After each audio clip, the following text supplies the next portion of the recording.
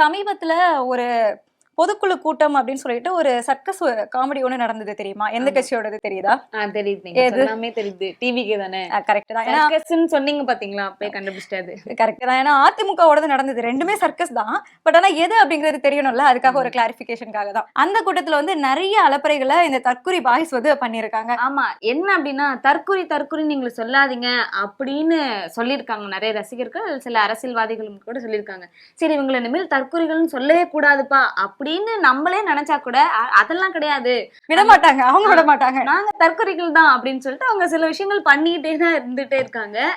இவங்களாச்சும் பரவாயில்ல, இவங்க வந்து தற்குறி அப்படின்னு சொல்லிக்கிட்டு ஃப்ரேம் ஆன அந்த கட்சி ஆரம்பிச்ச நாள்ல இருந்தே நாங்க தற்குறி தாண்டா அப்படின்னு டிக்ளேர் கொடுத்துட்டு, அந்த டிஸ்க்ளைமரா அதை கொடுத்துட்டு தான் இவங்க வந்து அந்த வேலைகள் எல்லாமே பார்ப்பாங்க.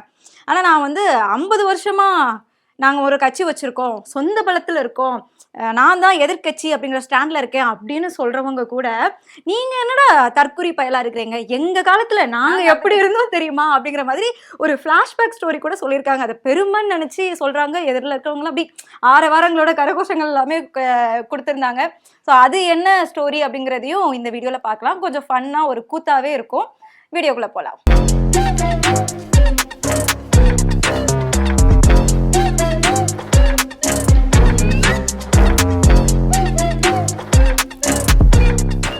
பூஸ்டர் சுகரை கண்ட்ரோல் பண்ணும், உங்க ஆரோக்கியத்தை மீட்டு தரும். சர்க்கரையை கட்டுப்படுத்துறதுக்கான எளிமையான வழிமுறை, இயற்கையான வழிமுறை. அனைத்து மருந்து கடைகளிலும் கிடைக்கும். தாவேகா இந்த கட்சியில இருக்கிறவங்களுக்கு வந்து அரசியல் தெரியாது, பாவம் சின்ன பசங்க, வடலை பசங்க, சின்ன பொண்ணுங்க, மரத்துல ஏறுவோம் நாங்க, அதேதான் நாங்க வந்து எகிரி குதிப்போம், மின்சார கம்பியில வந்து ஏறுவோம், டிரான்ஸ்பார்மர்ல கரண்ட் வருதான்னு செக் பண்ணி பார்ப்போம். அதெல்லாம் விட இன்னொரு விஷயம் முக்கியமானது என்ன அப்படின்னா போலீஸோட கையை கடிப்போம். நீங்க ஏன் எங்களை தடுக்கிறீங்க? உங்களுக்கு என்ன ரைட்ஸ் இருக்கு? காவல்துறைனா தாவேகா மேல இது பண்ணுவீங்களா? எங்க தப்பு வந்து தட்டி கேட்பீங்களா அப்படின்னு சொல்லிட்டு கையை கடிச்சு வைப்போம். அதுவே வந்து வரலன்னா ஏன் நீங்க எங்களை தடுக்கிறதுக்கு வரல, நாங்களே திருப்பி கேள்வி கேட்போம், கொஸ்டினும் கேட்போம். காவல்துறை சதி பண்ணிட்டாங்க அப்படி சொல்லிட்டு நாங்களே வந்து திரும்ப அவங்க மேலே போட்டு வைப்போம். இவங்களுக்குலாம் இந்த பாண்டிச்சேரியில ஒரு பெண் போலீஸ் எஸ்பி அவங்க வந்து அப்படி புடனிலே போட்டாங்க தெரியுமா, மைக்க பிடுங்கி. அந்த மாதிரி பண்ணிருக்கணும். எங்க தமிழ்நாட்டில் இந்த மாதிரி பண்ணாததுனாலதான் காவல்துறையினரோட கையெல்லாம் கடிச்சு வைப்பாங்க. ஒரு வேளை அவங்க ஜெயிச்சுட்டாங்க ஜெயிச்சுட்டாங்க அப்படின்னா அவங்களுக்கு வந்து மினிஸ்டர்ஸ் எல்லாமே கொடுக்கணும் இல்லையா? யாருக்கு என்ன பொறுப்பு கொடுப்பாங்க அவங்க ஃபர்ஸ்ட்? இதை வந்து சும்மா ஒரு கெஸ்ஸிங் மூலமா நம்மளே இப்போ நடந்த வரலாற்று சம்பவங்களின் அடிப்படையில் நம்ம வந்து கெஸ் பண்ணி பார்க்கலாமா? ரீசெண்டா வந்து இந்த மதுக்கடைக்காக வந்து ப்ரொடெஸ்ட் பண்ணாங்க இல்லையா? ஆமா, மது விலக்கு நாங்க வந்து கண்டிப்பா எடுத்துட்டு வருவோம் அப்படின்னு சொல்லிட்டு அதுக்கு வந்து போலீஸ் பாதுகாப்புலாம் வந்து கொடுத்துருக்காங்க. அதுல ஒருத்தர் என்ன பண்ணிருக்காரு அப்படின்னா, போலீஸ்ன்னு கூட பாராமல், பாத்துக்கோங்க, போலீஸ்ன்னு கூட பாராமல் போலீஸோட கையை வந்து கடிச்சிருக்காரு. அந்த திறமை, அந்த ஒரு டேலண்ட் வந்து தாவேகாவினருக்கு மட்டும்தான் இருக்கும்.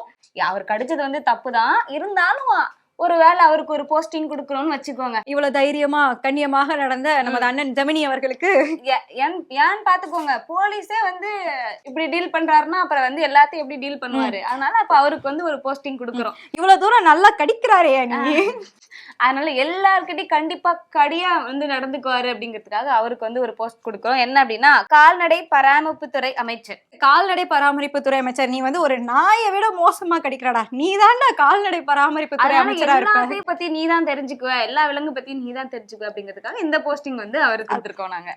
அடுத்ததா வந்துட்டு ஒரு இதுக்கு முன்னாடி மதுரை மாநாட்டுல வந்துட்டு ஒரு பையன் வந்து இருக்கும், கையில ஒரு துண்டை வச்சுக்கிட்டு, வாடா நீ வாடா என் கட்சிக்குள்ள வாடா அப்படின்னு சொல்லிட்டு ஒரு செய்தியாளர் வந்து இழுத்திருப்பாரு இல்லையா? அவருக்கு வந்து பர்ஃபெக்டான ஒரு துறை கொடுக்கணும் அப்படின்னா அது வந்து செய்தித்துறை அப்படிங்கிற துறையை தவிர வேற எந்த துறையுமே இருக்காது.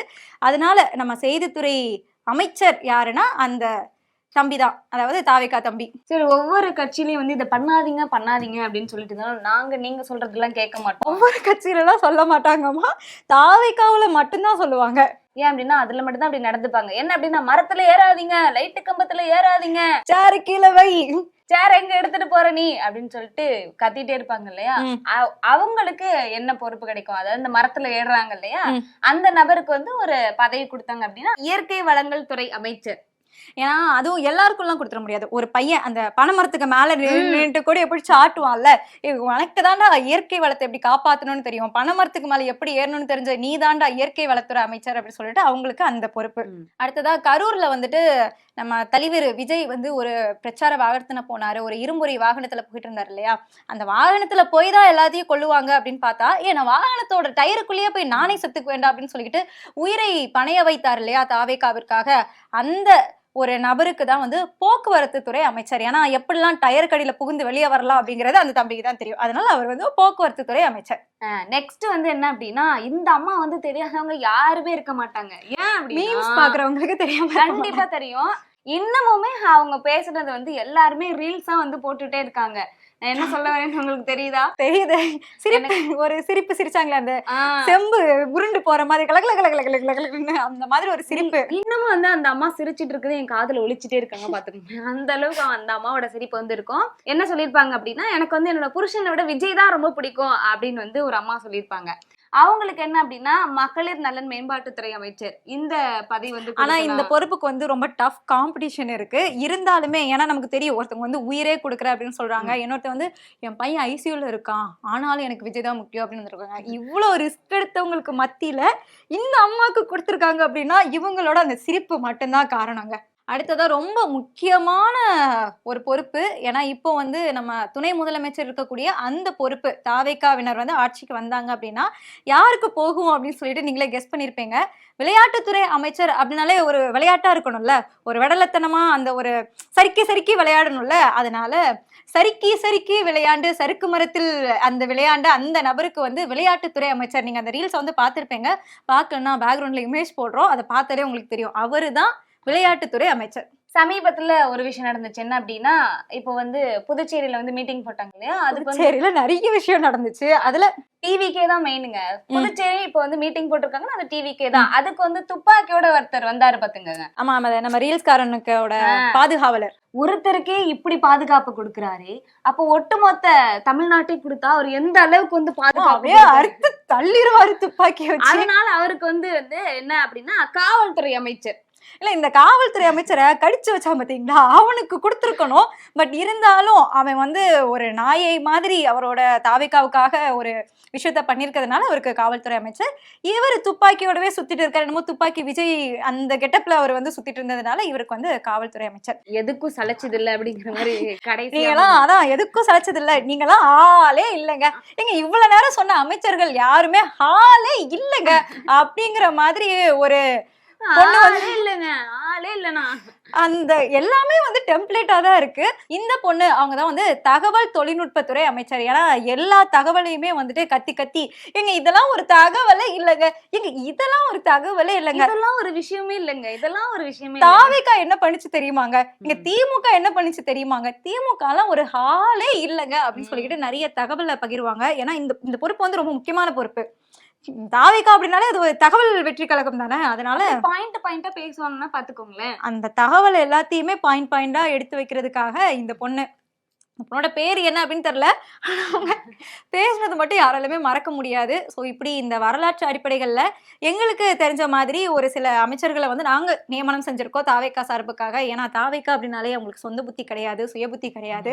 டிபேட்ல ஏதாவது பேசுனாங்கன்னா அதை எடுத்துதான் வந்து அவங்களே பேசுவாங்க. அப்படி இருக்கும்போது நாங்க பேசுற இந்த வீடியோவையும் பார்த்துட்டு எங்களுக்கே அமைச்சர் பொறுப்பு கொடுக்கறதுக்கும் வாய்ப்பு இருக்கு. அதனால இதுல இருக்கிறவங்க அவங்கெல்லாம் எங்களுக்கு நன்றி கடனா இருக்கணும் அப்படிங்கறதெல்லாம் விஷயம் இல்லை. பரவாயில்ல, நாங்க அதெல்லாம் பாத்துக்கிறோம். இது போக முக்கியமா 2 பேர் இருக்கிறாங்க.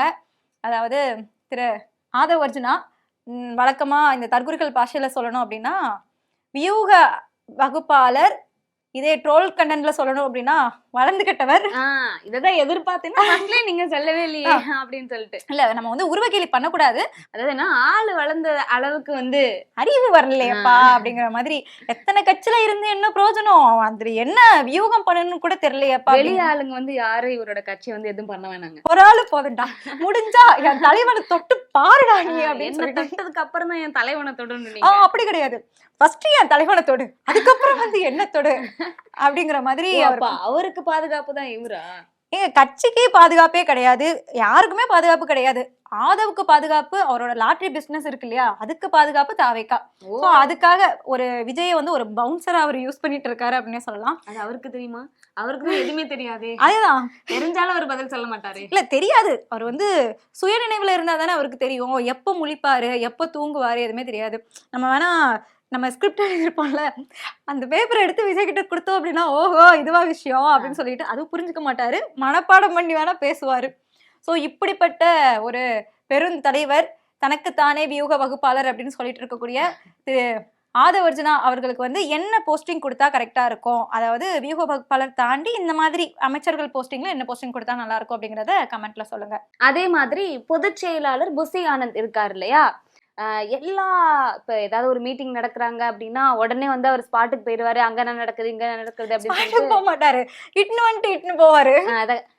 இங்க வந்து புதுச்சேரியில மீட்டிங் நடந்துட்டு இருக்கு, அரை மணி நேரத்துக்கு ஒரு தடவை வண்டியில போயிட்டு வர்றாரு, எங்க போயிட்டு வர்றாருன்னே தெரியல. சோ அப்படிப்பட்ட ஒரு பொதுச் செயலாளர் புசி ஆனந்துக்கு என்ன வந்து அமைச்சர் பதவி கொடுக்கலாம் அப்படிங்கறது. நீங்க அமைச்சர் பதவி சொல்றீங்க, புஷி ஆனந்த் தாங்க முதலமைச்சர், புதுச்சேரி முதலமைச்சருங்க. அதுக்குதான் அந்த பிளானிங்கே போயிட்டு இருக்கு, அதுக்காக தான் இந்த பொதுக்கூட்டம் கூட போட்டிருந்தாங்கன்னு சொன்னாங்க. ஆனா உண்மையான முதலமைச்சர் இப்ப புதுச்சேரியில ரங்கசாமி அவர்கள் வந்து மூஞ்சில அடிச்சே பொடனில அடிச்சே போட அப்படின்னு சொல்லிட்டு போலீஸை வச்சு அடிச்சு அனுப்பியிருக்காங்க. அதாவது மத்த இடத்துலதான் மரியாதை இல்லைன்னு பார்த்தா சொந்த இடத்துல மரியாதை இல்ல, எங்க போனாலும் உங்களுக்கு மரியாதையே இல்லைங்க, அந்த நிலைமையில தான் இருக்கிறாரு. இவருக்கு முதலமைச்சர் ஆகல அப்படின்னா வேற என்ன பதவி வந்து சரியா இருக்கும் அப்படின்னும் கமெண்ட்ல சொல்லுங்க. இந்த வீடியோ உங்களுக்கு பிடிச்சிருந்தது அப்படின்னா லைக் பண்ணி நீங்க ஷேர் பண்ணீங்கன்னா நாங்க அடுத்த வீடியோலயும் சந்திக்கலாம்.